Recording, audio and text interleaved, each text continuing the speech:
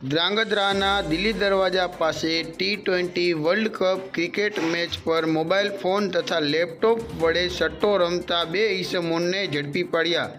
સુરેન્દ્રનગર જિલ્લા પોલીસ અધિક્ષક ડોક્ટર ગિરીશ પંડ્યાએ સુરેન્દ્રનગર જિલ્લામાં સઘન કાયદો અને વ્યવસ્થા જળવાઈ રહે અને જિલ્લામાં સામાન્ય નાગરિક દારૂ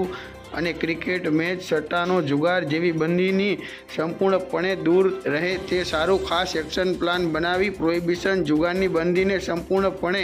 નેસ્ત નાબૂદ કરવા અસરકારક અને પરિણામલક્ષી કામગીરી કરવા એલસીબી પીઆઈ જે જાડેજાને સૂચના આપેલ હોય. જે અન્વયે એલસીબી પીઆઈ જે જાડેજાએ એલસીબી સ્ટાફની અલગ અલગ ટીમો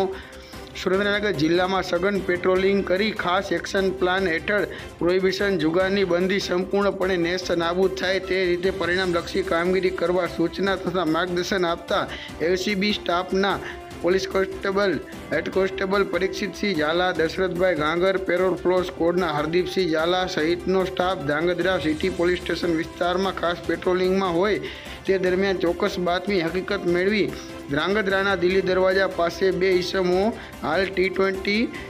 વર્લ્ડ કપના ઇન્ડિયા અફઘાનિસ્તાનની મેચ વચ્ચે ક્રિકેટ મેચ પર લેપટોપ તથા મોબાઈલ ફોન દ્વારા લાઈવ ક્રિકેટ મેચનો સોદો લખી ક્રિકેટ સટ્ટાનો પૈસાની હાર જીતનો જુગાર રમાડતા કુલ કિંમત ₹1,32,470ના મુદ્દામાલ સાથે પકડી પાડી. તમામ મુદ્દામાલ સાથે તોફિક હુસેન પિલુડિયા રહે મોરબી અને ઇબ્રાહીમભાઈ આદમભાઈ કાસમાણી રહે મોરબીવાળા વિરુદ્ધ જુગાર ધારા હેઠળ ગુનો દાખલ કરી અને વધુ તપાસ હાથ ધરી છે.